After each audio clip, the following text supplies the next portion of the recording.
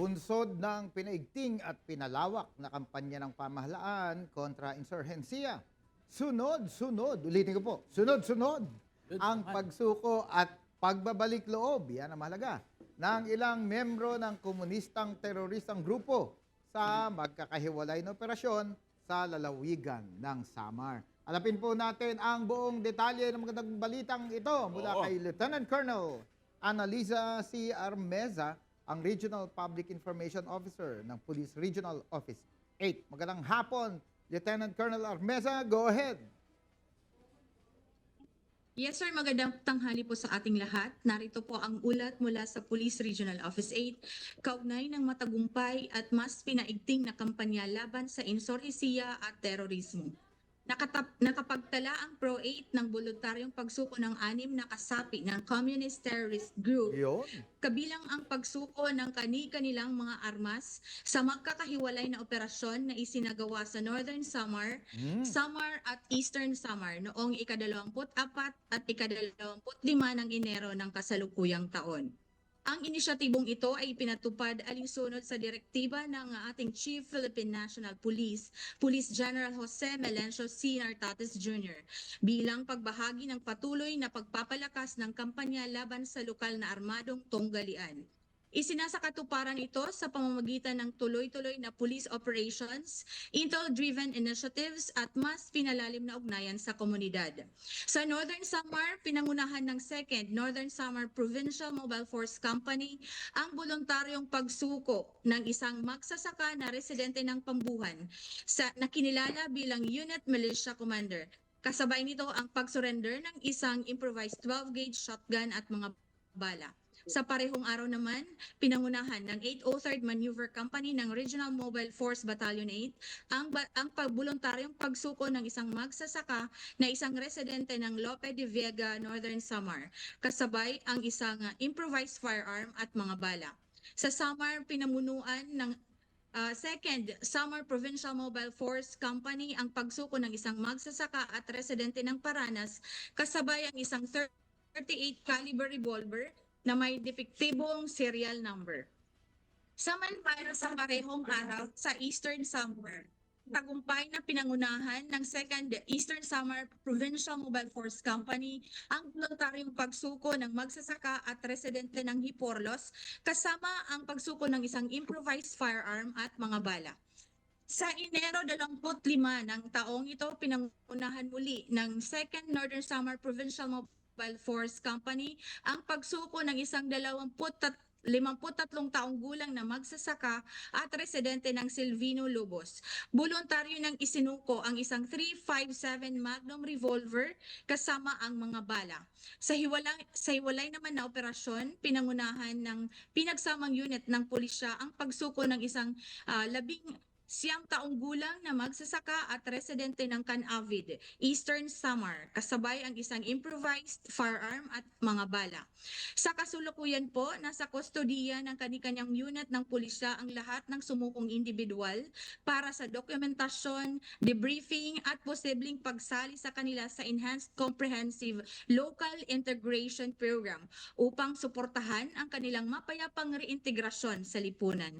Ang mga operasyong ito ay patunay sa maagap at tuloy-tuloy na pagtugon ng Pro-8 sa kampanya laban sa insurhensiya at kriminalidad, na layong mapanatili ang kapayapaan at seguridad sa buong rehiyon. Sa ilalim po ng pamumuno ng ating Regional Director na si Police Brigadier General Jason L. Capoy, patuloy pong paigtingin ng Pro-8 ang mga operasyong pangseguridad, pakikipag-ugnayan sa mga lokal na pamahalaan at aktibong partisipasyon ng komunidad upang maisulong ang kaayusan, kapayapaan at kaularan sa Eastern Visayas.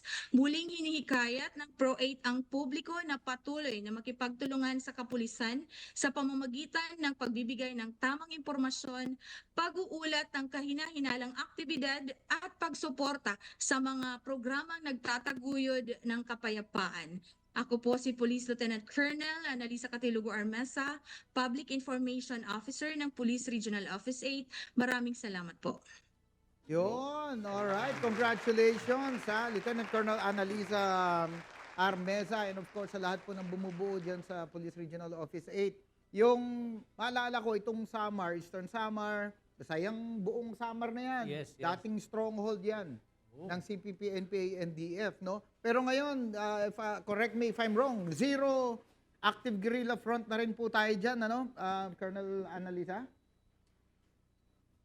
Yes, sir. Totoo po yan, sir. Yan. Kabisado yan ng Oh, Ay, oo. kabisado ni Sir Alakyan yan. Dahil, Yung nasa kanan po natin yan. ay talagang well-versed at super kabisado niya dyan dahil siya ang dating DRDO. DRDO, Deputy Regional Director for Operation Operation. ng PRO8. Yun. Tama yan, sir, kasi sa totoo lang, nagsimula ako dyan sa Region 8. Ako ang Chief Regional Staff, at tapos DRDO at DRDA. Ayun. Kaya masasabi ko, Sabi nila sa kami nasimulan yan ng pag-clearing ng Yan. area na yan. Oo. At ako'y natutuwa at tuloy-tuloy ang ating mga accomplishment yan. At Oh. hindi magtatagal ay... Biro mo, umpisa si Sir bilang CRS, Oo. DRDA, DRDO, DRDA. Gamay na gamay niya talaga yung mga Yes. ganitong operation laban sa mga CPP, NPA dyan sa PROA. Talagang yung mga accomplice nila part dyan ng ating host ngayon. Correct. Sir, At saka, Dr. Ergo, sorry po, Dr. Ergo, matanong ko lang po, ano ba yung programa natin ng gobyerno, lalo-lalo na itong ECLIP? oo. Yan ino-offer natin sa mga nagbabalik loob. Yes, No? oh. Yung enhanced comprehensive local integration program. Yeah. Isa sa flagship project po ng ating pamahalaan yan na kung saan tinutulungan yung mga sumurrender, Yes. o nagdesisyon bumalik na sa kanilang mga mahal sa buhay, no? Katulad po ito, i-clear ko na rin Yes, Kuyang sir. Dave, nababanggit kasi lagi yung magsasaka, sumuko, yan. Yeah. Ano po kasi yan? Kung di ako nagkakamali, Colonel Armesa, di ba mga unit militia itong mga ito? No? Kasama sa milisyang bayan. Ganyan ang NPA organ noon. Structure. May mga regular, yung structure nila, pag active guerrilla front, regular combatants, may mga milisyang bayan. Ngayon, natibag na yon, di ba, General? Natibag Yes, na yon, sir. kaya hindi na sila active guerrilla front. Maganda At rin, remnants na lang, kung meron man natitira dyan, konting-konti na lang. yes sir, maganda rin to sir at napag-uusapan bilang public service sa mga nasa bundok pa na nagdadalawang Oo. isip na ngayon na pwede nilang i-avail ito, programa Correct. ng gobyerno. May amnesty rin, Yes. no? Na alam ko extend eh. So, ayan, sana po yung ibang nakikinig pa natin mga kababayan diyan sa Samar. Nako, magsibaba na po kayo. Mas masarap mamuhay ng tahimik at payapa. Ako lang, ako pamimiliin. Basta kumakain 3 beses ang araw, masaya na ako eh. Siyempre. Yan, sige. O kuyang si General Alakyang, baka may Yes, sir. mensahe siya. Si Police Lieutenant Colonel Armesa, baka mayroon ka pang mensahe para sa mga kasamahan natin dyan sa taas para sila ay agad na sumuko.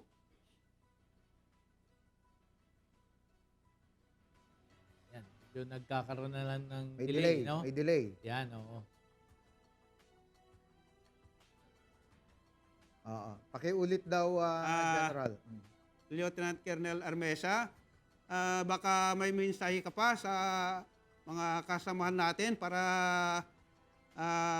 bumaba na sila sa bundok at mamuhay ng maayos dito sa ating pamayanan. Yes, sir. I will take this opportunity po, sir, na i-express ang mensahe ng ating regional director para sa ating mga kababayan na nandyan pa sa bundok ngayon. Merong programa ang government for you. Maraming mga benepisyo na pwede ninyong ma-avail sakaling na once mag-decide kayo na bumalik into the folds of law. So, hindi kayo pababayaan ng gobyerno at mayroong mga iba't ibang programs and activities para sa inyo for the rehabilitation and even for your recovery. So, wag po kayong matakot magbalik sa fold of law, dahil hindi po kayo pababayaan ng gobyerno.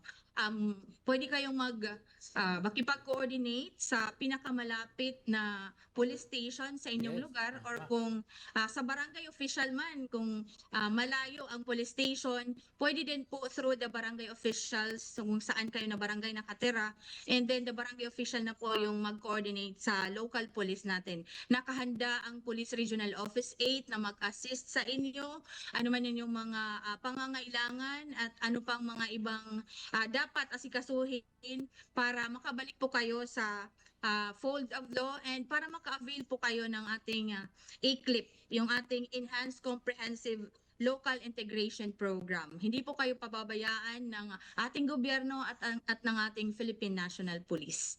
Yes, Oh, ay, yeah. yes. Yan mga sangbahay. Yan talaga ang report ni Police Lieutenant Colonel Armesa, talagang kompletos Ricados. Yes. Mga kasangbahay, yan po ang tagapagsalita ng Police Regional Office 8. At pakiregards po sa ating Regional Director dyan, Yan. si Police Brigadier General Jason Capoy, ang RD ng PRO 8. Yeah.